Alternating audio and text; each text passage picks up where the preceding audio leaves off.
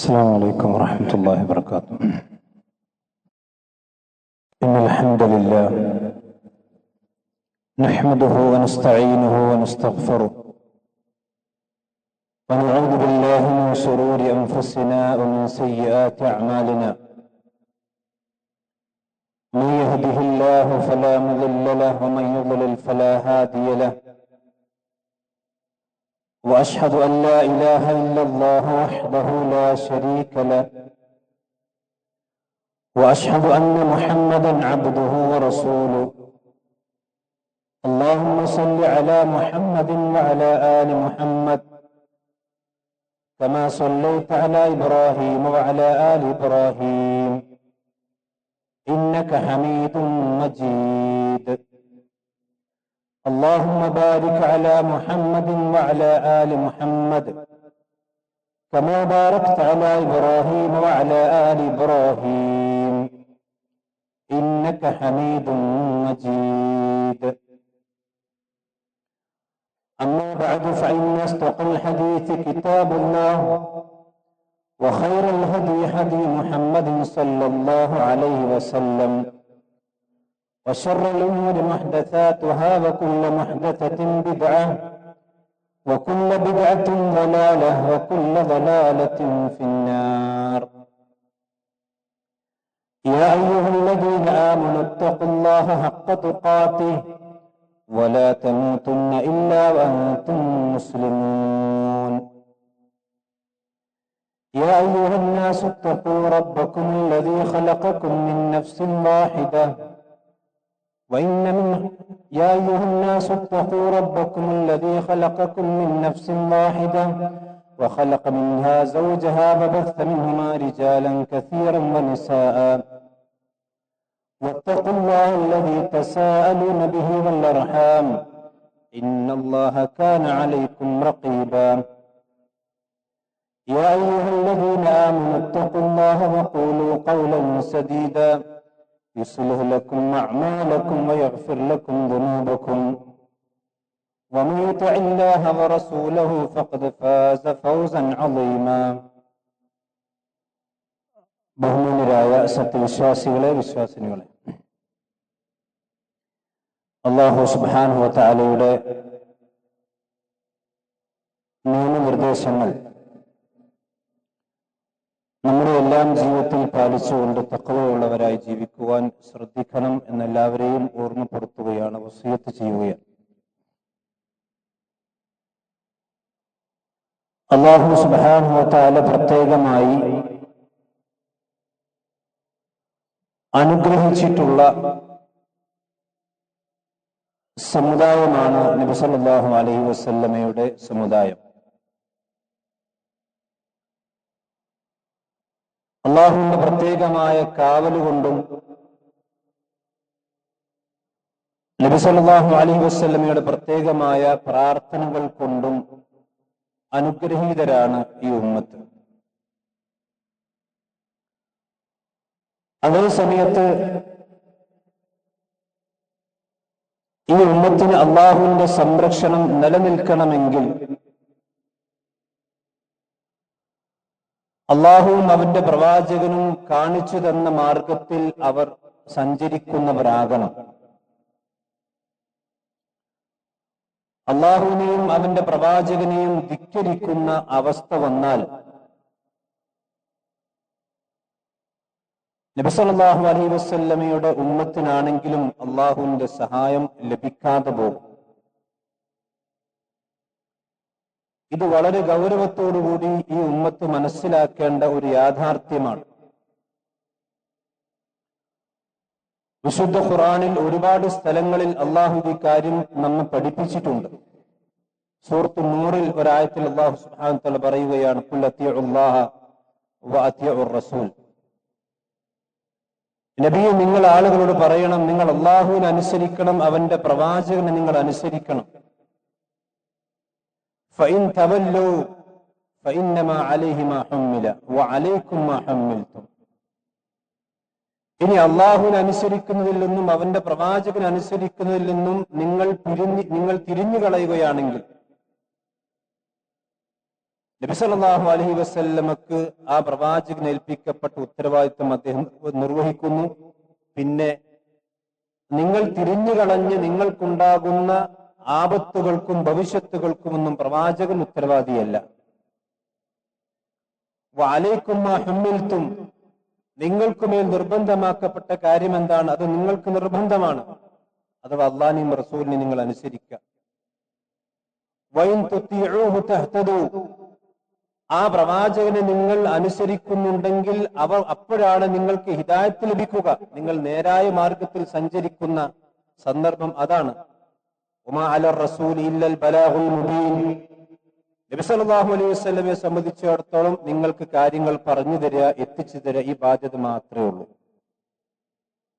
ആ കാര്യത്തിൽ ചരിക്കുകയും ആ സിറാത്ത് മുസ്തഖീമിൽ അടിയുറച്ചു നിൽക്കുകയും ചെയ്യുക എന്ന ബാധ്യത വിശ്വാസികളെ നിങ്ങൾക്കാണ് എന്നാണ് അല്ലാഹു സുബ്ഹാനഹു വ തആല നമ്മെ ഉണർത്തിയിട്ടുള്ളത്.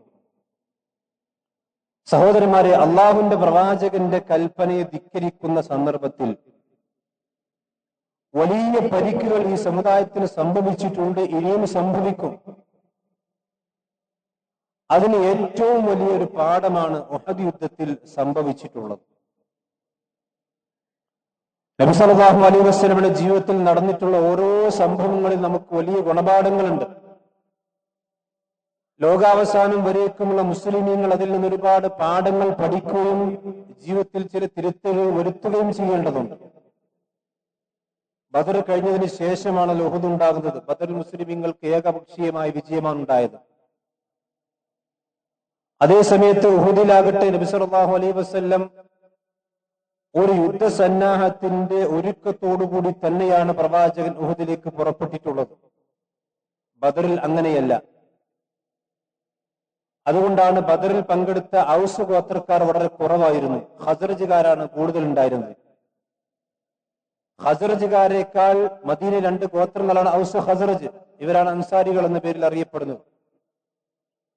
ഖസറജ് ഗോത്രത്തേക്കാൾ ആയുധബലം കൊണ്ടും അതുപോലെ തന്നെ മനോധൈര്യം കൊണ്ടും മികച്ചു നിൽക്കുന്നവരായിരുന്നു ഔസുകാർ. പക്ഷെ ബദറിൽ അവരുടെ എണ്ണം കുറയാൻ കാരണം പ്രവാചകൻ സല്ലല്ലാഹു അലൈഹി വസല്ലമ ബദറിലേക്ക് പോകുന്ന വിവരം പെട്ടെന്നുണ്ടായ തീരുമാനമായതുകൊണ്ട് ഔസുകാരെ താമസ സ്ഥലം കുറച്ച് ദൂരെയായിരുന്നു മദീനയിൽ. അവർക്ക് എത്തിപ്പെടാൻ കഴിഞ്ഞില്ല. അതുകൊണ്ട് കിട്ടിയ ആളെയും വെച്ച് റസൂലുള്ളാഹി ബദറിലേക്ക് പുറപ്പെട്ടതാണ്. അതേ സമയത്ത് ഉഹദ് അങ്ങനെയല്ല. നബി സല്ലല്ലാഹു അലൈഹി വസല്ലം തികഞ്ഞ മുന്നൊരുക്കത്തോടുകൂടി തന്നെയാണ് ഉഹദിലേക്ക് പുറപ്പെട്ടത്. 1000-ഓളം മുസ്ലിമീങ്ങൾ പ്രവാചകന്റെ കൂടെ പോന്നിരുന്നു എന്ന് പറഞ്ഞാൽ ബദറിൽ പങ്കെടുത്തതിന്റെ 3 ഇരട്ടി മുസ്ലിമീങ്ങൾ ഉഹദിലേക്ക് പോകാൻ. ഇതിൽ ഇസ്ലാമിക ചരിത്രത്തിൽ വലിയ സംഭവങ്ങൾക്ക് സാക്ഷിയായിട്ടുണ്ട് ഉഹദ്. വിശുദ്ധ ഖുർആനിൽ ഉഹദിന്റെ പേര് പറഞ്ഞിട്ടുണ്ടെങ്കിലും സൂറത്ത് ആൽ ഇംറാനിലും സൂറത്ത് തൗബയിലുമൊക്കെ ഉഹദിൽ സംഭവിച്ചിരിക്കുന്ന കാര്യങ്ങൾ നമുക്ക് വിശദമായി പഠിപ്പിച്ചു തന്നിട്ടുണ്ട്. ഉഹദിലേക്ക് നബി സല്ലല്ലാഹു അലൈഹി വസല്ലം പുറപ്പെട്ടു. വഴിയിൽ വെച്ചുകൊണ്ടാണ് അബ്ദുല്ലാഹി ഇബ്നു ഉബയ്യ് ഇബ്നു സുലൂൽ എന്ന് പറയുന്ന കപടവിശ്വാസിയുടെ നേതൃത്വത്തിൽ ഏകദേശം 300-ഓളം ആളുകൾ നബി സല്ലല്ലാഹു അലൈഹി വസല്ലമയിൽ നിന്ന് പിന്തിരിഞ്ഞ് അവർ മദീനയിലേക്ക് തന്നെ തിരിച്ചു പോകാൻ. ഇവിടെയും ചില ഗുണപാഠങ്ങൾ നമുക്കുണ്ട്. മുസ്ലിമീങ്ങളെ കൂടെ കൂടിയ അല്ലെങ്കിൽ ഇസ്ലാമിന്റെ ഉള്ളിൽ ജീവിക്കുന്ന എല്ലാവരും ഇഖ്ലാസോടുകൂടി ജീവിക്കുന്നവരാണ് നമ്മൾ തെറ്റിദ്ധരിക്കാൻ പാടില്ല. നബി സല്ലല്ലാഹു അലൈഹി വസല്ലമയുടെ കൂടെ യുദ്ധത്തിന് പുറപ്പെട്ട ആളുകളിൽ വരെ കപടവിശ്വാസികൾ ഉണ്ടായിരുന്നു. കാരണം ബദർ യുദ്ധത്തിന് ശേഷമാണ് മദീനയിൽ കപടവിശ്വാസികൾ ഉണ്ടായത്. ബദറിൽ മുസ്ലിമീങ്ങൾ തോറ്റു തുന്നം പാടുമെന്ന് സ്വപ്നം കണ്ട് അവർ ഒരിക്കലും മദീനയിലേക്ക് തിരിച്ചു വരികയില്ല എന്ന് ദിവാസ്വപ്നം കണ്ട ഒരുപാട് ആളുകൾ മദീനയിൽ ഉണ്ടായിരുന്നു. പക്ഷെ അവർ പ്രതീക്ഷിച്ചതിൽ നിന്ന് വിപരീതമായിക്കൊണ്ട് മുസ്ലിമീങ്ങൾക്ക് വലിയ വിജയമുണ്ടായി. അവർ വലിയ ശക്തിയായിക്കൊണ്ട് തിരിച്ചു വരുന്നത് കണ്ടപ്പോൾ ഇനി ഒരു നിർവാഹവുമില്ല, ഇവിടെ പിടിച്ചു നിൽക്കണമെങ്കിൽ ഇസ്ലാമിന്റെ കുപ്പായം ധരിച്ചേ മതിയാവും എന്ന് വിചാരിച്ച് ഇസ്ലാമിന്റെ കുപ്പായിട്ട് ഒരുപാട് ആളുകൾ മദീനയിലുണ്ടായി. അവരാണ് മുനാഫിക്കുകളായ ആളുകൾ. ബദർ യുദ്ധത്തിന് ശേഷമാണ് മുനാഫിക്കുകൾ ഉണ്ടായത്. അതിൽപ്പെട്ട 300-ഓളം ആളുകൾ നബി സല്ലല്ലാഹു അലൈഹി വസല്ലമയുടെ സൈന്യത്തിൽ തിരിച്ചു പോരാൻ വിശ്വാസികളായ ആളുകൾ എന്റെ അഭിപ്രായത്തിലായി. അവരെന്ത് ചെയ്യണം? അവരോട് യുദ്ധം ചെയ്യണം, അവരാദ്യം കൊല്ലണം. അവരോട് ആദ്യം ചെയ്തിട്ട് മുശ്രിക്ക് യുദ്ധം ചെയ്താൽ മതി. ഒരു വിഭാഗം ആളുകൾ പറഞ്ഞു അവരെ പാട്ടിന് വിടാം. അള്ളാഹുവിന്റെ നിങ്ങൾ മുനാഫിക്കുകളുടെ വിഷയത്തിൽ നിങ്ങൾ ഭിന്നിപ്പിലാകരുത്, അവരല്ലാഹു നോക്കിക്കോളും എന്ന് പറഞ്ഞു. മാത്രമല്ല അത് അള്ളാഹുവിന്റെ ശുദ്ധീകരണ പ്രക്രിയയായിരുന്നു. വിശുദ്ധ ഖുർആനിൽ സൂറത്ത് ആൽ ഇംറാൻ തന്നെ അള്ളാഹ് പറഞ്ഞു, മാ കാന അല്ലാഹു ലിയദറൽ മുഅ്മിനീന അലാ മാ അൻതും അലൈഹി ഹത്താ യമീസൽ ഖബീസ മിനത് ത്വയ്യിബ്. മുഅ്മിനീങ്ങളായ ആളുകൾ അള്ളാഹു പരീക്ഷിച്ചുകൊണ്ടേയിരിക്കും. ത്വയ്യിബും ഖബീസും അള്ളാഹു വേർതിരിക്കുന്നതുവരെ. ഇത് അള്ളാഹുവിന്റെ ഒരു സുന്നത്താണ്. മുസ്ലിം ലാ ഇലാഹ ഇല്ലല്ലാഹ് പറഞ്ഞുകൊണ്ട് ഇസ്ലാമിനുള്ളിലേക്ക് കയറിയ ആളുകൾ, അവരിൽ ഈ ചില നിഫാഖുകൾ ഉണ്ടെങ്കിൽ ആ നിഫാഖുള്ള ആളുകൾ അള്ളാഹു വേർതിരിച്ചുകൊണ്ടേയിരിക്കും. ഇത് അള്ളാഹുവിന്റെ സുന്നത്ത്. അതുകൊണ്ട് മുഅ്മിനീങ്ങളായ ആളുകൾ പേടിക്കേണ്ടതില്ല. അങ്ങനെ യുദ്ധം തുടങ്ങി മുസ്ലിമീങ്ങളായ ആളുകൾക്ക് വലിയ വിജയമുണ്ടായി. ശത്രുക്കൾ ചിതറിയോടാൻ തുടങ്ങി. ഇവിടെയാണ് നമ്മൾ മനസ്സിലാക്കേണ്ടത് ഒരു മുസ്ലിമീങ്ങൾക്ക് ഏറ്റവും വലിയ ഗുണപാഠമുള്ള കാര്യം അവിടെയാണ്. അബ്ദുല്ലാഹിബിൻ ജുബൈർ റളിയല്ലാഹുവിന്റെ നേതൃത്വത്തിൽ ജബലുർ റുമാത്ത്, ഉഹുദിൽ പോയ ആളുകൾക്കറിയാം, അതൊരു ചെറിയ മലയാണ്. ഉഹുദ് മലയുടെ മുകളിലല്ല അമ്പെയ്ത്തുകാർ നിർത്തിയ ജബലുർ റുമാത്ത് എന്ന് പറയുന്ന ഉഹുദ് മലയുടെ താഴെയുള്ള സ്ഥലം, ഒരു ചെറിയ പർവ്വതം. അഥവാ മക്കയിൽ നിന്ന് വരുന്ന വഴി ശരിക്ക് വ്യക്തമായി കാണാനും ശത്രുക്കളുടെ നീക്കം വളരെ വ്യക്തമായി മനസ്സിലാക്കാനും പറ്റിയൊരു യുദ്ധതന്ത്രമുള്ള അല്ലെങ്കിൽ യുദ്ധത്തിന് പറ്റിയൊരു സ്ഥലത്താണ് പ്രവാചകൻ അബ്ദുല്ലാഹിബിൻ ജുബൈർ റളിയല്ലാഹു നേതൃത്വത്തിൽ 70ഓളം ആളുകൾ നിർത്തി. എന്റെ കൽപ്പനയില്ലാതെ നിങ്ങൾ താഴേക്ക് ഇറങ്ങാൻ പാടില്ല. നബി സല്ലല്ലാഹു അലൈഹി വസല്ലമയുടെ ശക്തമായ ഓർഡർ ആയിരുന്നു. പക്ഷേ യുദ്ധം നടക്കുന്ന കാര്യം അവർ മലമുകളിൽ നിന്ന് അവർ കാണുന്നു. ശത്രുക്കൾ തോറ്റോടിപ്പോകുന്നത് ഈ മുസ്ലിമീങ്ങൾ കാണുന്നു. ഇനി എന്തേ ബാക്കിയുള്ളൂ? അവർ വിട്ടേച്ചു പോയ ഗനീമത്ത് സ്വത്തിനെ കൈവശപ്പെടുത്തണം, അത് ഒരുമിച്ച് കൂട്ടണം. അതുകൊണ്ട് ആളുകൾ പറഞ്ഞു, അൽ ഗനീമ അൽ ഗനീമ ഗഫറ അസ്ഹാബുക്കും ഫമാ തൻതദിറൂൻ. ഇതാ നിങ്ങളുടെ സഹോദരന്മാർ വിജയിച്ചിരിക്കുന്നു, നമ്മുടെ ആളുകൾ വിജയിച്ചിരിക്കുന്നു. ഇനി എന്താ നോക്കിക്കണം? ഇനി എന്തിനാ അവിടെ നിൽക്കണം? നമുക്ക് താഴേക്ക് പോകാം. അപ്പോൾ അബ്ദുല്ലാഹിബിൻ ജുബൈർ റളിയല്ലാഹു പറഞ്ഞൊരു വാക്കുണ്ട്, അതാണ് ഈ ഉമ്മത്തിലെ ഏറ്റവും വലിയ ഗുണപാഠം. അനസീതും മാ ഖാല ലക്കും റസൂലുള്ളാഹി സ്വല്ലല്ലാഹു അലൈഹി വസല്ലം. നബി സല്ലല്ലാഹു അലൈഹി വസല്ലം നിങ്ങളോട് പറഞ്ഞ വാക്ക് നിങ്ങൾ മറന്നോ? അത് ആവർത്തിച്ച് അദ്ദേഹം ചോദിച്ച ഒരു ചോദ്യമാണ്. ഇന്നും ഈ ഉമ്മത്തിനോട് നമുക്ക് ചോദിക്കാനുള്ളത് ഈ ചോദ്യം തന്നെയാണ്. അനസീതും മാ ഖാല ലക്കും റസൂലുള്ളാഹി സ്വല്ലല്ലാഹു അലൈഹി വസല്ലം. നിങ്ങളോട് പ്രവാചകൻ എന്താ പറഞ്ഞത്? എന്റെ കൽപ്പന ലഭിക്കുന്നവരെ നിങ്ങൾ താഴേക്ക് ഇറങ്ങാൻ പാടില്ല. എന്ത് സാഹചര്യമുണ്ടെങ്കിലും ആ പ്രവാചകന്റെ കൽപ്പനയെ നിങ്ങൾ വിസ്മരിക്കുകയാണോ എന്ന് അബ്ദുല്ലാഹിബ്നു ജുബൈർ റളിയല്ലാഹു അൻഹു ചോദിക്കുകയാണ്. പക്ഷേ അപ്പോഴേക്കും ആളുകൾ താഴെ ഇറങ്ങിയിരുന്നു. അദ്ദേഹം മാത്രം അവിടെ അവശേഷിച്ചു. ആ സന്ദർഭത്തിലാണ് ഖാലിദ് ബിൻ വലീദ്, അദ്ദേഹം അന്ന് മുശ്രിക്കുകളുടെ ഭാഗത്തായിരുന്നു, പിന്നീട് ഇസ്ലാമിന്റെ അദ്ദേഹം മുസ്ലിമായിട്ടുണ്ട്. ഖാലിദ് ബിൻ വലീദ് തക്കം നോക്കി മനസ്സിലാക്കുകയും മുസ്ലിമീങ്ങളെ വളരെ ശക്തമായി കൊണ്ട് തന്നെ നേരിടുകയും മുസ്ലിമീങ്ങൾ ചിതറി ഓടുകയും ചെയ്ത സന്ദർഭമുണ്ടായി. വെറും 13 ആളുകൾ മാത്രമാണ് ഉഹുദിൽ ബാക്കിയായത്. നിങ്ങൾ ആലോചിച്ച് നോക്കണം. 1300 ആദ്യം പോയി, പിന്നീട് ഏകദേശം 700 മുസ്ലിമീങ്ങൾ ഉണ്ടായിട്ട് വെറും 13 ആളുകൾ മാത്രമേ ആ ഉഹുദിന്റെ രണാങ്കണത്തിൽ ബാക്കിയായുള്ളൂ. എന്താ കാരണം? അനസീതും മാ ഖാല ലക്കും റസൂലുള്ളാഹി സ്വല്ലല്ലാഹു അലൈഹി വസല്ലം. നബി സല്ലല്ലാഹു അലൈഹി വസല്ലം നിങ്ങളോട് പറഞ്ഞ വാക്ക് നിങ്ങൾ മറന്നോ? നിങ്ങൾ ധിക്കാരം പ്രവർത്തിക്കുകയാണോ? നിങ്ങൾ ആലോചിച്ചു, പ്രവാചകന്റെ അതൊരു ദീനിയായ ഖൗലല്ല. ഒരു യുദ്ധത്തിൽ പ്രവാചകൻ സല്ലല്ലാഹു അലൈഹി വസല്ലം കൊടുത്ത നിർദ്ദേശം ഒരു ഭൗതികമായ നിർദ്ദേശം. ആ നിർദ്ദേശം ലംഘിച്ചതിന്റെ പേരിൽ ഉമ്മത്തുണ്ടായ പരിക്കെത്രയാണ്? നബി സല്ലല്ലാഹു അലൈഹി വസല്ലമക്ക് ഏറ്റവും കൂടുതൽ പരിക്ക് പറ്റിയ യുദ്ധമാണ് ഈ ഉഹുദ് യുദ്ധം. സഹാബത്തിൽ നിന്ന് 70ഓളം ആളുകൾ ഷഹീദായി. ഹംസ റളിയല്ലാഹു അടക്കമുള്ള ആളുകൾ, ഹംദല റളിയല്ലാഹു അടക്കമുള്ള ആളുകൾ വെട്ടും. അതുപോലെ തന്നെ ഷഹീദായുടെ ശരീരത്തിൽ 70ഉം 80ഉം ഒക്കെ വെട്ടുകൾ ഉണ്ടായിരുന്നു.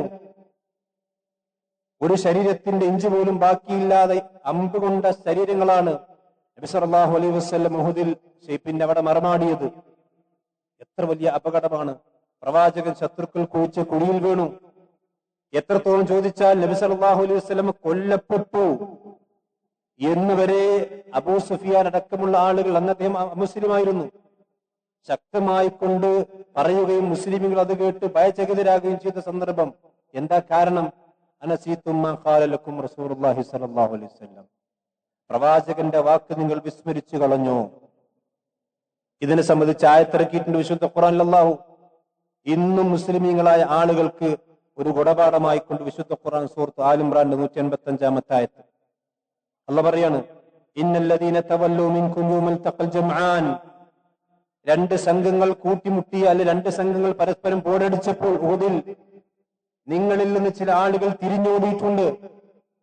ഞാൻ പറഞ്ഞു 13 ആളുകളല്ലാത്ത എല്ലാവരും ഓടിപ്പോയി. കാരണം പ്രവാചകൻ കൊല്ലപ്പെട്ടു, റസൂലുള്ളാഹിനെ കാണാനില്ല, പ്രവാചകൻ കുഴിയിൽ വീണ് കിടക്കുകയാണ്. എല്ലാവരും ഭയചകിതരായി തിരിഞ്ഞോടിപ്പോയി. എന്താ കാരണം? അങ്ങനെ തിരിഞ്ഞോടാൻ നിങ്ങൾക്കുള്ള കാരണം, ഇന്നമസ്തസല്ലഹുമുശ് ശൈത്താനു ബിബഅദി മാ കസബൂ, നിങ്ങൾ പ്രവർത്തിച്ച ചില തെറ്റ് കാരണം, നിങ്ങൾ പ്രവർത്തിച്ച ചില കാരണങ്ങൾ, അതുമൂലം പിശാച് നിങ്ങളെ വഴിതെറ്റിച്ചു കളഞ്ഞതാണ്. ഈ ആയത്ത് വിശദീകരിച്ചപ്പോൾ ഇമാം ഖുർത്തുബിയും അതുപോലെ തന്നെ ഇമാം ഷൗക്കാനിയും മുഫസ്സിരീങ്ങളൊക്കെ പറഞ്ഞ കാര്യം എന്താ അറിയോ? ബിബഅദി മാ കസബൂ, ഈ അപകടം നിങ്ങൾക്ക് ഉണ്ടാകാനുള്ള കാരണം എന്താണ്? നിങ്ങളുടെ പ്രവർത്തനമാണ്.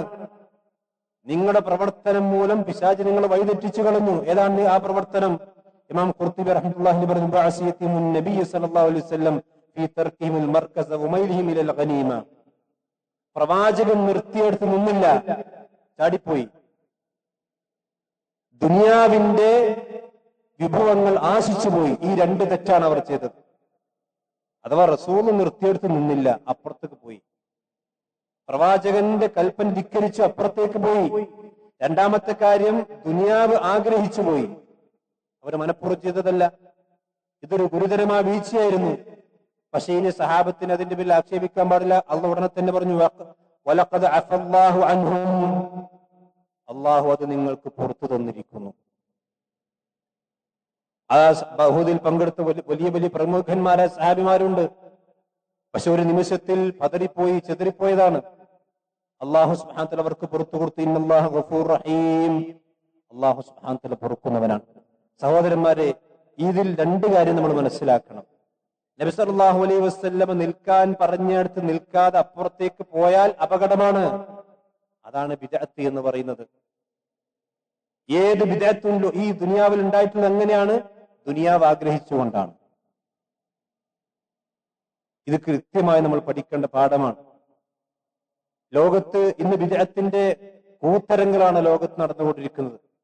നബി സല്ലല്ലാഹു അലൈഹി വസല്ലം പറഞ്ഞ ഒരു ഭൗതികമായ വിഷയം മുസ്ലിമീങ്ങൾ ലംഘിച്ചപ്പോഴുണ്ടായ ഗുരുതരമായ അപകടം, അത് വിശുദ്ധ ഖുർആനിൽ ഖിയാമത്ത് നാൾ വരേക്കും പരാമർശിക്കപ്പെടുന്ന രീതിയിൽ അള്ളാഹു ആയത്തിറക്കിയിട്ടുണ്ടെങ്കിൽ ഇത് ഭൗതികമായ വിഷയമല്ല. നേരെ മറിച്ച് ദീനിന്റെ കാര്യത്തിൽ അള്ളാഹ് പറഞ്ഞോടത്ത് റസൂൽ പറഞ്ഞ് നിൽക്കാൻ താല്പര്യമുള്ള ചില ആളുകൾക്ക് അപ്പുറത്തേക്ക് ചാടാണ്. ഇത് പോരാ, അപ്പുറത്തേക്ക് ചാടാൻ. എന്താ കാരണം? ഗനീമത്ത് സ്വത്തും അതുപോലെ തന്നെ ദുനിയാവിന്റെ വിഭവങ്ങളും ആശിച്ചുകൊണ്ടും ആഗ്രഹിച്ചുകൊണ്ടും. ഇതൊരിക്കലും സഹോദരന്മാരുണ്ടാകാൻ പാടില്ല. ഈ ഒരു പരിക്ക് മുസ്ലിമീങ്ങൾക്കുണ്ടാക്കിയതിനേക്കാളും ഗുരുതരമായ പരിക്കാണ്. ഓതിൽ അന്ന് മുസ്ലിമീങ്ങൾക്ക് ആ പരിക്ക് കഴിഞ്ഞു. പക്ഷേ ബിദ്അത്ത് സമൂഹത്തിൽ ഉണ്ടാക്കിയ പരിക്ക് ഇന്നും കഴിഞ്ഞിട്ടില്ല. നമ്മൾ മനസ്സിലാക്കണം, ഇസ്ലാമിക സമൂഹത്തിൽ ഉണ്ടാക്കിയ ഒന്നാമത്തെ ബിദ്അത്ത് എന്താണ്? ഞാൻ കഴിഞ്ഞ ആഴ്ച സൂചിപ്പിച്ചിരുന്നു, ഖവാരിജിന്റെ ബിദ്അത്താണ്. പ്രവാചകൻ സല്ലല്ലാഹു അലൈഹി വസല്ലമയുടെ സഹാബിമാർ അഥവാ അലി ബിൻ അബി ത്വാലിബ് റളിയല്ലാഹുവിന്റെ കാലഘട്ടത്തിൽ ആണ് ഖവാരിജിയത്ത് ഉണ്ടാകുന്നത്. അലി റളിയല്ലാഹുവിന്റെ സൈന്യത്തിൽപ്പെട്ട ആളുകൾ തന്നെയായിരുന്നു അവർ. ആ ഖവാരിജികൾ ഉണ്ടാക്കി, അവരാണ് ലോകത്ത് ഒന്നാമത്തെ ബിദ്അത്തിന്റെ കക്ഷി. അവരുണ്ടാക്കിയ പരിക്ക് ഉഹുദിൽ പിന്നെ മുസ്ലിമീങ്ങൾക്ക് പറ്റിയ പരിക്കിനേക്കാൾ മാരകമായിരുന്നു. അതുകൊണ്ടാണ് അലി ബിൻ അബി ത്വാലിബ് റളിയല്ലാഹു അൻഹു അവരോട് യുദ്ധം ചെയ്യേണ്ടി വന്നത്. അവർ സഹാബത്തിനെ കാഫിറാക്കിയിട്ടുണ്ട്. അതുപോലെ തന്നെ ഇന്ന് ലോകത്ത് മുസ്ലിമീങ്ങളുടെ പേരിൽ നിലകൊള്ളുന്ന അല്ലെങ്കിൽ മുസ്ലിമീങ്ങളുടെ പേര് ഉപയോഗിച്ചുകൊണ്ട് അറിയപ്പെടുന്ന ഏതൊക്കെ ഭീകരവാദ സംഘടനകളുണ്ടെങ്കിൽ അതിന്റെ എല്ലാം പിന്നിൽ അഖീദ ഏതാണ്? ഈ പഴച്ച കക്ഷിന്റെ അഖീദാണ്, ഖവാരിജത്തിന്റെ അഖീദാണ്. ഇസ്ലാമിക ഭരണാധികാരികൾക്കെതിരെ യുദ്ധം ചെയ്യാം, വൻപാപങ്ങൾ ചെയ്തവന് കാഫിറാണ്, അവനെ കൊല്ലൽ അനുവദനീയമാണ് എന്ന് പറഞ്ഞുകൊണ്ട് സഹാബത്തിനെ കാഫിറാക്കിക്കൊണ്ടുള്ള രീതികൾ. ഈ ബിദ്അത്തിന്റെ പരിക്ക് ഇന്നും അവസാനിച്ചിട്ടില്ല. ഞാൻ പറഞ്ഞു, ഉഹുദിന്റെ പരിക്ക് അന്ന് അവസാനിച്ചു. അപ്പൊ അതിനേക്കാൾ വലിയ പരിക്കാണ് ഇന്ന് സമൂഹത്തിൽ ബിദ്അത്തുകൾക്ക് ഉണ്ടാക്കിക്കൊണ്ടിരിക്കുന്നത്. അത്ര വലിയ എന്തുകൊണ്ട്? അള്ളാഹുവിന്റെ പ്രവാചകൻ നിൽക്കാൻ പറഞ്ഞെടുത്ത് നിൽക്കാൻ താല്പര്യമില്ല, അപ്പുറത്തേക്ക് പോകാണ്. ഒരിക്കലും പോകാൻ പാടില്ല. അതുകൊണ്ടാണ് അബ്ദുല്ലാഹി ഇബ്നു ജുബൈർ റളിയല്ലാഹു അൻഹു പറഞ്ഞു, അനസീതും മാ ഖാല ലക്കും റസൂലുള്ളാഹ്, നബി സല്ലല്ലാഹു അലൈഹി വസല്ലം പറഞ്ഞ വാചകം നിങ്ങൾ മറന്നോ? എന്താ ബിദഅത്തിനെ കുറിച്ച് പ്രവാചകൻ പറഞ്ഞു? എല്ലാ ഖുതുബിലും പ്രവാചകൻ ഓർപ്പിക്കും, ഇന്ന കുല്ല മുഹ്ദസത്തിൻ ബിദ്അ, എല്ലാ പുതിയതും ബിദ്അത്താണ്. അതുപോലെ തന്നെ എല്ലാ ബിദ്അത്തും ദലാലത്താണ്, എല്ലാ ദലാലത്തിലും നരകത്തിലേക്കുള്ളതാണ്. പക്ഷെ ആളുകൾ വ്യാഖ്യാനിച്ച് പുതിയ പുതിയ തെളിവുകൾ ഉണ്ടാക്കിക്കൊണ്ടിരാണ്. നബിദിനാഘോഷത്തിന് എന്താ തെളിവ്? നിങ്ങൾ മൈക്കിൽ ഖുതുബ പറയുന്നില്ലേ? നബി സല്ലല്ലാഹു അലൈഹി വസല്ലമയുടെ കാലത്ത് മൈക്കിൽ ഖുതുബുണ്ടോ? അല്ലെങ്കിൽ പള്ളിയിൽ AC വെച്ചിട്ടില്ലേ? കാർപ്പറ്റ് വിരിച്ചിട്ടില്ലേ? ഈ ഭൗതികമായ കാര്യങ്ങൾ എടുത്തുകൊണ്ടാണ് ദീനിന്റെ കാര്യത്തിൽ തെളിവാക്കുന്നത്. ഇതിന് ചോദിക്കണം, എന്താ AC വെച്ചാൽ കൂലി കിട്ടൂലേ?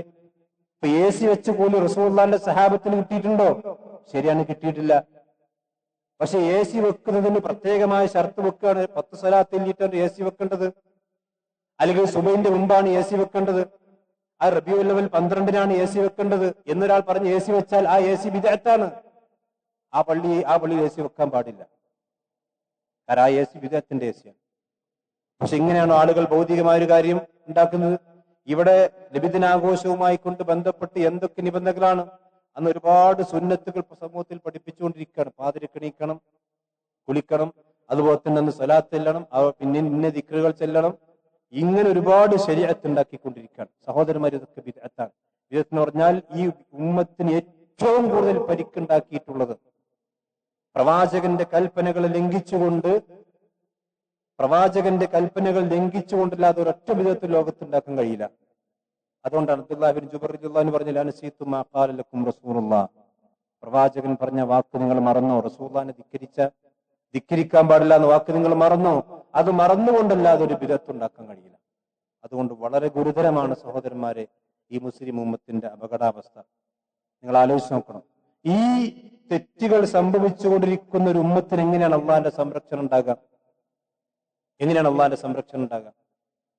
യഥാർത്ഥത്തിൽ ഈ ഉമ്മത്തിന് രക്ഷപ്പെടാൻ ഇനി ഒരൊറ്റ വഴിയുള്ളൂ, അള്ളാഹുലേക്കും റസൂലിലേക്കും നിങ്ങൾ മടങ്ങണം. ഉഹുദിലും അത് സംഭവിച്ചിട്ടുണ്ട്. നബി സല്ലല്ലാഹു അലൈഹി വസല്ലമ, പ്രവാചകൻ സല്ലല്ലാഹു അലൈഹി വസല്ലം അവിടേക്ക് ഉഹുദിൽ നിന്ന് രണ്ടാമതും പ്രവാചകൻ സല്ലല്ലാഹു അലൈഹി വസല്ലം എഴുന്നേറ്റ് വന്നു. മുസ്ലിമീങ്ങളായ ചിതറിയോടി. പക്ഷെ പ്രവാചകൻ കുഴിയിൽ നിന്ന് എഴുന്നേറ്റ് വന്നു. മുസ്ലിമീങ്ങൾ വീണ്ടും പ്രവാചകൻ വിളിച്ചു. അവിടെയുള്ള സഹാബത്ത് ഉറക്കെ വിളിച്ചു. അങ്ങനെ ആ വിളിച്ച സന്ദർഭത്തിൽ വീണ്ടും അള്ളാഹുനും പ്രവാചകനും അവർ ഉത്തരം നൽകി. അല്ലദീന ഇസ്തജാബു ലില്ലാഹി വറസൂലി മിൻ ബഅദി മാ അസാബഹുൽ ഖർ. ഒരുപാട് ബുദ്ധിമുട്ടുകളും പ്രയാസങ്ങളും ഉണ്ടായതിനു ശേഷം അള്ളാഹുവിന്റെ പ്രവാചകന് ഉത്തരം നൽകിയവർ, അവർ ഇല്ലദീന അഹ്സനൂ മിൻഹും വത്തഖൂ അജ്റുൻ അളീം, അവർക്ക് മഹത്തായ പ്രതിഫലമുണ്ട്. ഇത് മാത്രമല്ല, പ്രവാചകൻ ഒരു കാര്യം കൂടി പറഞ്ഞു. യുദ്ധം കഴിഞ്ഞു, ക്ഷീണിച്ച് പരിക്ക് പറ്റി ഇരിക്കുകയാണ്, എല്ലാവരും ക്ഷീണിച്ചിരിക്കുകയാണ്, ശത്രുക്കൾ പോയിട്ടുണ്ട്. പ്രവാചകൻ പറഞ്ഞു, നമ്മൾ അവരെ പിന്തുടരണം. ഉഹദിൽ പങ്കെടുത്തവർ മാത്രം എന്റെ ഒപ്പം പോന്നാ മതി, അല്ലാത്തൊരു പോരണ്ട. ജാബിർ റളിയല്ലാഹുവിന് മാത്രം റസൂലുള്ളാഹി ഒരു ഒഴിവ് കൊടുത്തു. കാരണം ജാബിർ റളിയല്ലാഹുവിന്റെ പിതാവ് അബ്ദുല്ലാ റളിയല്ലാഹു, അദ്ദേഹം ജാബിർ റളിയല്ലാഹുവിനും അബ്ദുള്ളയും രണ്ടാളും അതിൽ പങ്കെടുക്കാൻ വേണ്ടി വന്നപ്പോ അബ്ദുല്ലാ റളിയല്ലാഹു പറഞ്ഞു, മോനെ ഈ വീട്ടിലിരുന്നോ, ഞാൻ കൊല്ലപ്പെടുകയാണെങ്കിൽ നീ എനിക്ക് അനുവാദം തരാം. കാരണം കുറച്ച് പെൺകുട്ടികൾ എന്റെ മക്കൾ വീട്ടിലുണ്ട്, അവരെ നോക്കാൻ, നമ്മൾ രണ്ടാളും കൂടി ഒറ്റടിക്ക് മരണപ്പെട്ടാൽ അവരെ നോക്കാൻ ആളുണ്ടാവില്ല എന്ന് പറഞ്ഞ് അബ്ദുല്ലാ റളിയല്ലാഹു ബദറിൽ ഷഹീദായി, പിന്നെ ഉഹുദിൽ ഷഹീദായി. അങ്ങനെ ഉഹുദിൽ ഷഹീദായതിന് പകരമാണ് അദ്ദേഹത്തിന്റെ മകൻ ജാബിർ റളിയല്ലാഹു അൻഹു റസൂലുള്ളാഹിന്റെ അനുവാദം എന്ന് ചോദിച്ചു. പ്രവാചകൻ അനുവാദം കൊടുത്തു. ജാബിർ റളിയല്ലാഹു അൻഹു ഇല്ലാത്ത ആരും പ്രവാചകൻ കൂട്ടിയില്ല. ശത്രുവിന്റെ പിന്നാലെ പോവുകയാണ്. ഈ പരിക്ക് പറ്റിയിട്ടുണ്ട്, ക്ഷീണിച്ചിട്ടുണ്ട്. അങ്ങനെയുള്ള സന്ദർഭത്തിൽ പ്രവാചകനെ അവർ വിളിച്ചു, വീണ്ടും യുദ്ധത്തിലേക്ക് വരൂ. അതാണ് അല്ലദീന ഇസ്തജാബു ലില്ലാഹി വറസൂലി മിൻ ബഅദി മാ അസാബഹുൽ ഖർ. അപ്പോൾ അല്ലാഹുവിന്റെ വിജയം ഉണ്ടായി. ശത്രുക്കൾ പേടിച്ചോടിപ്പോയി. അബൂ സുഫിയാൻ അടക്കമുള്ള ആളുകൾ യഥാർത്ഥത്തിൽ അവർ മദീനയെ ആക്രമിക്കാൻ പദ്ധതിയിട്ടുകൊണ്ടിരിക്കുകയായിരുന്നു. കാരണം മുസ്ലിമീങ്ങൾ ഇങ്ങനെ തോറ്റു നിൽക്കുന്ന സന്ദർഭത്തിൽ ഇതാണ് മദീനയെ അടിക്കാൻ പറ്റിയ ഏറ്റവും നല്ല സന്ദർഭം മനസ്സിലാക്കി. പക്ഷേ ഈ മുസ്ലിമീങ്ങളുടെ മനോധൈര്യത്തിന് മുമ്പിൽ അവർ പിന്നീട് മക്കയിലേക്ക് വേഗത്തിൽ ഓടിപ്പോവുകയാണ് ഉണ്ടായത്. അവിടെ അള്ളാന്റെ സഹായം ഉണ്ടായി. അള്ളാഹു റസൂലും വിളിച്ചെടുത്തേക്ക് വന്നാൽ അള്ളാന്റെ സഹായം ഉണ്ടാവും. അള്ളാഹു റസൂലും വിളിച്ചത് കേൾക്കാതിരുന്നാൽ മുസ്ലിം സമുദായം, അത് സഹാബത്താണെങ്കിൽ പോലും, സഹാബത്തിനേക്കാൾ വലിയ ഈമാനുള്ളൊന്നും ആരുമില്ലല്ലോ ഇപ്പോൾ ലോകത്ത്, അവർക്ക് പോലും അള്ളാഹുവിന്റെ സഹായം വൈകുമെന്നാണ് നമ്മൾ മനസ്സിലാക്കുക. അതുകൊണ്ട് തന്നെ ബിദ്അത്ത് ഉള്ള ഒരു സമൂഹത്തിൽ അത് മുസ്ലിം സമുദായത്തിന് വലിയ അപകടമുണ്ടാക്കുമെന്ന കാര്യത്തിൽ തർക്കമില്ല. അതുകൊണ്ട് അത്തരം ബിദ്അത്തിൽ നിന്ന് വിട്ടുനിൽക്കണം. സമുദായത്തിന്റെ രക്ഷയ്ക്ക് അത് മാത്രമേ വഴിയുള്ളൂ നമ്മൾ മനസ്സിലാക്കണം. അള്ളാഹു സുബ്ഹാനഹു വ തആല അവന്റെ ദീന് കൃത്യമായി പഠിക്കാനും മനസ്സിലാക്കാനും അതനുസരിച്ച് കൊണ്ട് ജീവിക്കാനും അള്ളാഹു നമുക്കെല്ലാം തൗഫീഖ് നൽകി അനുഗ്രഹിക്കുമാറാവട്ടെ. ഇന്നൽ ഹംദുലില്ലാഹി വസ്സലാത്തു വസ്സലാമു അലാ റസൂലില്ലാഹി വഅലാ ആലിഹി വസ്ഹബിഹി അജ്മഈൻ. അമ്മാ ബഅദ്. ഒരിക്കൽ കൂടി അള്ളാഹു സുബ്ഹാനഹു വ തആലയെ സൂക്ഷിച്ചുകൊണ്ട് ജീവിക്കണം എല്ലാവരെയും ഓർമ്മപ്പെടുത്തുകയാണ്. സഹോദരന്മാരെ, പരിശുദ്ധമായ ഹജ്ജ് കർമ്മം അത് വിശ്വാസിയെ സംബന്ധിച്ചിടത്തോളം സാമ്പത്തികവും ശാരീരികവുമായ കഴിവ് അവനുണ്ടെങ്കിൽ നിർബന്ധമായും അവൻ ചെയ്യേണ്ടതാണ്. അതിന്റെ പ്രായപൂർത്തി എത്തിക്കഴിഞ്ഞാൽ പിന്നെ പ്രായം ഒരു തടസ്സമില്ല. അടുത്ത വർഷത്തേക്കുള്ള ഹജ്ജ് ഗവൺമെന്റ് തലത്തിൽ അപേക്ഷ കൊടുക്കേണ്ട സമയമാണിപ്പോൾ. നിങ്ങൾ അറിഞ്ഞിട്ടുണ്ടാകും. ഈ മാസം 23-ാം തീയതിയാണ് അപേക്ഷ കൊടുക്കേണ്ട അവസാന തീയതി. അതുകൊണ്ട് ഹജ്ജ് നിർവഹിക്കാൻ ആരെങ്കിലും ആഗ്രഹിക്കുന്നുണ്ടെങ്കിൽ ആ കാര്യം ശ്രദ്ധിക്കണം. പ്രവാചകന്റെ ഹദീസിൽ കാണാം, മൻ അറാദൽ ഹജ്ജ ഫൽയുഅജ്ജിൽ. ആരെങ്കിലും ഹജ്ജ് കർമ്മം ഉദ്ദേശിക്കുന്നുണ്ടെങ്കിൽ അവൻ വേഗത്തിൽ ചെയ്യട്ടെ. അത് അടുത്ത കൊല്ലത്ത് കാക്ക, അല്ലെങ്കിൽ 2 കൊല്ലം കഴിഞ്ഞിട്ടാക്ക എന്നല്ല. ഒരുപക്ഷെ അടുത്ത വർഷം നമ്മൾ ജീവിച്ചിരിക്കുന്നുണ്ടായിരിക്കില്ല. ഇനി ജീവിച്ചിരുന്നാൽ തന്നെ ഹജ്ജിന് പറ്റിയ ആരോഗ്യാവസ്ഥ എന്താണെന്നറിയില്ല, നമ്മുടെ സാമ്പത്തിക അവസ്ഥ എന്താണെന്നറിയില്ല. അതുകൊണ്ട് ഈ വർഷം കഴിയുന്ന ആളുകളുണ്ടെങ്കിൽ അതിൽ ഗവൺമെന്റ് തലത്തിൽ കൊടുക്കാൻ ശ്രദ്ധിക്കണം എന്ന് വിശ്വാസികളായ ആളുകൾ എല്ലാവരെയും ഓർമ്മപ്പെടുത്തുകയാണ്. സ്ത്രീകളും ആ കാര്യം പ്രത്യേകം ശ്രദ്ധിക്കണം എന്ന് ഓർമ്മപ്പെടുത്തുകയാണ്. അതുപോലെ നമുക്കറിയാം, കേരളത്തിൽ ഇസ്ലാമിനെതിരെയുള്ള അജണ്ടകളും അതുപോലെ തന്നെ ഇസ്ലാമിനെതിരെയുള്ള പ്രോപ്പഗണ്ടകളും ഒക്കെ അനുദിനമെന്നോണം വർദ്ധിച്ചു വന്നുകൊണ്ടിരിക്കുന്ന ഒരു കാലഘട്ടത്തിലാണ് നാം ജീവിച്ചുകൊണ്ടിരിക്കുന്നത്. പ്രത്യേകിച്ചും ഇസ്ലാമിക പ്രമാണങ്ങളെ ജനമധ്യത്തിൽ പരിഹസിക്കുകയും അതിനെ പരിഹാസ്യമാക്കി നിർത്തുകയും ചെയ്യുന്ന മുസ്ലിം നാമധാരികൾ പോലും വർദ്ധിച്ചുകൊണ്ടിരിക്കുകയാണ്. പല ഇസ്ലാമിക സംഘടനകളും അതിന് പ്രോത്സാഹനവും അതുപോലെ തന്നെ വളവും നൽകിക്കൊണ്ടിരിക്കുന്ന ദാരുണമായ സന്ദർഭത്തിലാണ് നമ്മൾ ജീവിച്ചുകൊണ്ടിരിക്കുന്നത്. റസൂലുള്ളാഹി പറഞ്ഞ ഹദീസുകളെ സംരക്ഷിക്കേണ്ട ഉത്തരവാദിത്വം നമുക്കാണ്. ഒരു ഹദീസ് പോലും കളയാതെ, ഒരു സ്വഹീഹ് ഹദീസ് പോലും നിഷേധിക്കാതെ പ്രവാചകൻ പറഞ്ഞതെല്ലാം മനസ്സിൽ ആവാഹിച്ച് ആ റസൂലുള്ളാഹിന്റെ മുത്തബഈങ്ങളായി ജീവിക്കേണ്ട ഈ ഉമ്മത്ത്, ഞാൻ നേരത്തെ പറഞ്ഞ കുറെ ബിദഅത്തിലൂടെ അങ്ങനെ അങ്ങോട്ട് പോയി. വേറെ കുറച്ച് ആൾക്കാർ ഇല്ലാത്തതിനെ ഉള്ളത് പ്രവാചകൻ പഠിപ്പിച്ചു തന്നെ ഇല്ല എന്ന് പറഞ്ഞ് നിഷേധിക്കുന്ന അവസ്ഥയിലേക്ക് ഇങ്ങോട്ടും പോകുന്ന ഒരവസ്ഥയുണ്ട്. അതുകൊണ്ട് തന്നെ ഈ ഒരു അപകടം നമ്മൾ മനസ്സിലാക്കണം. ഈ അപകടത്തെ സംബന്ധിച്ച് നമ്മളെ ബോധവൽക്കരിക്കുന്ന ഒരു പരിപാടി ഇൻഷാ അല്ലാഹ് വരുന്ന തിങ്കളാഴ്ച പരപ്പനങ്ങാടിയിൽ വെച്ച് നടക്കുന്നുണ്ട്. നിങ്ങളെല്ലാവരും ആ കാര്യം ശ്രദ്ധിക്കണം. എല്ലാവരും ആ പരിപാടിയിൽ പങ്കെടുക്കണം. അതില്ലെങ്കിൽ മറ്റുള്ള ആളുകളിലേക്ക് ആ പരിപാടിയുടെ ലിങ്കുകൾക്ക് ഷെയർ ചെയ്ത്, കാരണം പ്രവാചകന്റെ ഹദീസിന്റെ സംരക്ഷണം നമ്മളാണ് ഏറ്റെടുക്കേണ്ടത്. അത് ചവിട്ടി അരക്കാനും അതിനെ പരീക്ഷിക്കാനും നമ്മൾ ഈ ഉമ്മത്തിന് വിട്ടുകൊടുക്കാൻ പാടില്ല. അല്ലെങ്കിൽ എത്തരക്കാർക്ക് ഇത് വിട്ടുകൊടുക്കാൻ പാടില്ലെന്ന് പ്രതിജ്ഞ എടുക്കേണ്ടവരാണ് നമ്മൾ. പ്രവാചകനെ ആദരിക്കുകയും സ്നേഹിക്കുകയും ചെയ്യേണ്ടതിന്റെ ഭാഗം തന്നെയാണ് പ്രവാചകൻ പഠിപ്പിച്ച ഹദീസുകളെ ജീവിതത്തിൽ പുലർത്തുക, ആ ഹദീസുകളുടെ ബഹുമാനം ഉണ്ടാകുക, ആ ഹദീസുകൾ അനുസരിച്ചുകൊണ്ട് ജീവിക്കുന്നതൊക്കെ പ്രവാചക സ്നേഹത്തിന്റെ ഭാഗം തന്നെയാണ് നമ്മൾ മനസ്സിലാക്കണം. അള്ളാഹു നമ്മെല്ലാം അനുഗ്രഹിക്കുമാറാവട്ടെ. അവന്റെ ദീൻ കൂടുതൽ പഠിക്കാനും മനസ്സിലാക്കാനും അതനുസരിച്ചുകൊണ്ട് ജീവിക്കാനും അള്ളാഹു നമുക്കെല്ലാം തൗഫീഖ് നൽകുമാറാവട്ടെ. കഴിഞ്ഞ ആഴ്ചയിൽ ഒരുപാട് നല്ലവരായ ആളുകൾ നമ്മൾ ഇവിടെ പറഞ്ഞിട്ടുണ്ട്.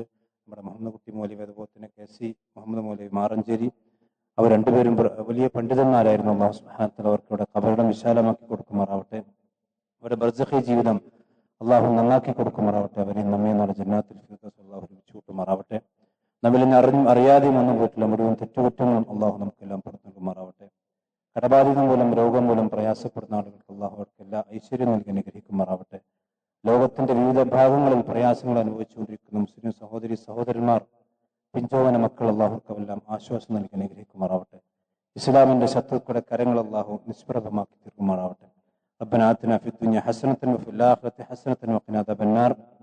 اللهم اغفر للمؤمنين والمؤمنات والمسلمين والمسلمات. اللهم اعز الإسلام والمسلمين وأذل الشرك والمشركين.